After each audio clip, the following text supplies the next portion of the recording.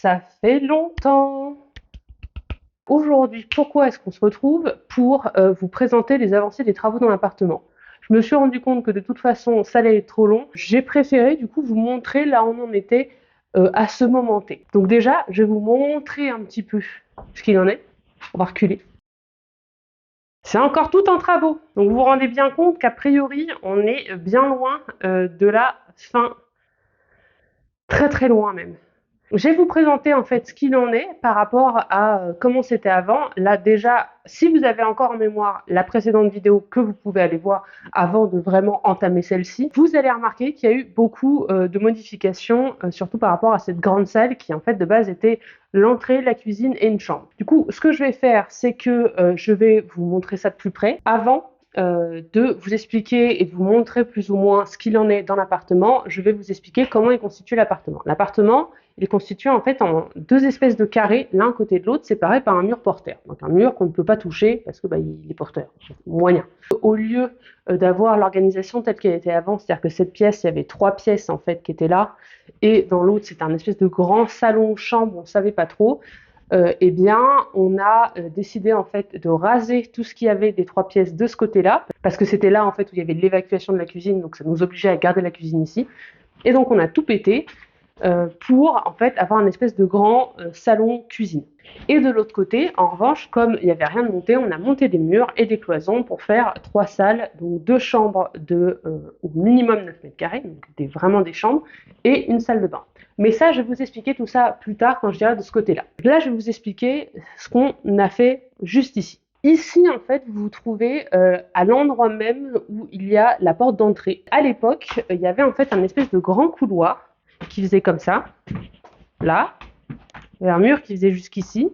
Ensuite, ça allait dans ce sens-là pour faire une chambre. J'espère que vous verrez. Pour faire une chambre. Ensuite, ça allait tout droit et tout cet espace-là, c'était un espèce de cagibi qui était très très grand pour un cagibi. Et par la suite, en fait, tout ça s'était ouvert pour faire une cuisine. Et en fait, nous, ce qu'on a décidé de faire, c'est de tout péter les murs. Donc, on a tout fait péter, on a pris des petites massettes, on a pété les murs, on a pris tous les gravats et on a les jetés. Ça a pris beaucoup, beaucoup de temps parce que forcément, les gravats, il faut pouvoir les évacuer, etc. Et nous, on n'était qu'avec une petite voiture et, allez, 3 paires de bras maximum, en sachant que j'ai eu la chance d'avoir des amis formidables qui m'ont aidé. Et en fait, là, comme j'expliquais, il y avait 3 pièces, et en fait, les 3 pièces étaient remontées sur des espèces de, pas des tréteaux du tout, sur des tasseaux. Donc en fait, tout était remonté sur des tasseaux avec un sol en aggloméré. Et lorsqu'on a pété les murs, on s'est rendu compte que le sol aggloméré n'était pas égal partout, donc on a dû tout faire péter le sol aggloméré. Sous ces plaques agglomérées qu'on a retirées, il y avait un sol qui était existant en dessous, mais qui n'était pas utilisable tel quel, donc pas forcément d'économie à ce niveau-là. Et justement, il y a un plus gros souci qui s'est posé, c'est-à-dire qu'on avait des creux de 10 cm dans le sol. D'un côté de la pièce, on va dire que c'est le côté 0, et certains moments, c'était creusé à 10 cm. Donc du coup, on a dû faire couler une chape de béton et faire un agréage. Sachant que ça n'a pas été nous qui l'avons fait, et malheureusement, ça a été très mal fait. Donc ça fait partie des choses que nous allons devoir refaire. En dehors du sol, nous avons eu un autre problème. Je vais vous montrer ça de plus près. Au niveau du plafond, on pense qu'il y a eu en fait un problème de l'étage du dessus sur cet étage-ci. Et donc du coup, il y avait une grosse tache d'humidité qui était présente là. Donc du coup, on a dû retirer tout ce qui était humide pour bien assainir le plafond et ensuite refaire un faux plafond pour faire en sorte que ce soit joli et propre. Tout simplement. Mais bref, donc pour la cuisine, entre autres, vous allez voir de ce côté-là, on a dû refaire le mur pour faire en sorte que ce soit plus facile en fait pour l'électricien de travailler et pour le plombier, parce qu'on a décidé de refaire toute la cuisine. Parce qu'une fois en fait on commence à refaire toute l'électricité, autant tout faire et faire ça bien. La grosse problématique en fait qu'on a eue dans cet appartement, c'est qu'entre autres l'électricité était pas aux normes. Donc quand on est arrivé, a priori l'appartement était vivable, mais il fallait refaire toute l'électricité. Donc ce qui est cool jusqu'à maintenant, c'est qu'a priori en fait tous les murs, en tout cas du salon et de la cuisine, sont faits. ou en tout cas en grosse partie. Là, là, on est en train de vraiment peaufiner et de faire les finitions à ce niveau-là. Donc une fois que tout ça sera fait, malheureusement, une des autres problématiques qu'on a eues et dont je vous ai déjà parlé, c'est qu'il va falloir refaire la chape et donc du coup virer tous les meubles qu'il y a, refaire la chape bien pour faire en sorte d'avoir un sol droit et pouvoir poser un parquet pour ensuite pouvoir monter la cuisine, etc., etc., etc. Donc on va passer à une autre pièce. Et l'autre pièce, c'est une petite partie dont je vous ai pas parlé. Je vous ai dit qu'il y avait deux gros blocs, deux gros carrés qui font à peu près 30 mètres carrés chacun. Un petit peu moins parce qu'en fait, dans les 60 mètres carrés, il y a 2-3 mètres carrés où en fait, c'est ce qui était l'ancienne salle de bain avant. Et l'ancienne salle de bain avant, je trouvais juste ici. Et donc là, en fait, c'était une ancienne salle de bain qu'on a décidé de transformer en toilette. Et donc là, maintenant, nous avons des toilettes comme il faut. Et ici, il va y avoir ma machine à laver. Comme ça fera toilette, buanderie en même temps. Et ça prendra pas de place, etc. Ce qu'on a fait, c'est que j'ai des toilettes suspendues. Et donc, du coup, on a une espèce de petite étagère au-dessus qui va être bien pratique par la suite pour aller aux toilettes, tout simplement. Et donc là, de ce qu'il nous reste à faire, c'est qu'il va falloir coller du placo sur les murs qui sont pas très beaux, etc. Ici, il va falloir aussi coller du placo. Et donc ici, je ne sais pas si vous arriverez à voir, mais en fait, il y a des trous et on peut voir l'extérieur à travers les trous. Voilà ce qu'il nous reste à faire pour cette partie-là. C'est déjà bien avancé, je suis très content. Mais bon, il reste encore du travail à faire. Je pense que c'est une des parties où il nous reste encore le plus de travail à faire, en plus de la cuisine et de la salle de bain, dont je vais vous parler plus tard. Et du coup, on va passer à l'autre carré de 30 mètres carrés à peu près, qu'il y a de l'autre côté en fait de ce gros mur qui est le mur porteur. On passe du côté nuit, donc tout ça, ça va rester ouvert. Vous avez vu qu'il y avait une salle tout au fond. Il y en a une ici qui est la salle de bain. Une autre là qui est une chambre et une autre là qui est une chambre qui est plus petite, qui moi va me servir de bureau dans le cas où j'habite ici. Là, pour l'instant, je vais vous parler un petit peu de la salle de bain parce que c'est pareil. De base, en fait, on avait remarqué qu'il n'y avait qu'une seule évacuation et c'était l'évacuation qu'il y avait dans la salle qui est tout au fond, là où il y a les toilettes. Et en fait, cette évacuation n'est pas reliée à l'immeuble, c'est-à-dire que l'évacuation de ces toilettes-là est reliée à l'immeuble d'à côté. Et donc, du coup, on a remarqué que l'évacuation là-bas n'était pas reliée à l'immeuble où je suis là actuellement, donc à cet immeuble-là dans lequel je vis. Et donc, du coup, on s'est dit, bah, il doit y avoir une évacuation ailleurs. Et l'évacuation ailleurs, elle est où? Elle est derrière ce mur, qui est derrière ce mur, qui est en fait chez les voisins d'à côté. Voilà, voilà, voilà. Ça aussi, ça a dû prendre du temps parce qu'il faut demander les autorisations, réussir à contacter la personne d'à côté. Donc tout ça, c'est un petit peu compliqué. Mais du coup, de ce côté-là, maintenant, nous avons une petite salle de bain qui est donc séparée des toilettes. Et ça c'est pas mal. Comme la salle de bain est petite, je vais devoir vous montrer en faisant comme ça. Donc, nous avons la porte que vous voyez ici. Lorsqu'on rentre, on a tout de suite la douche qui va se trouver là, qui fait 80 par 90, qui est juste ici.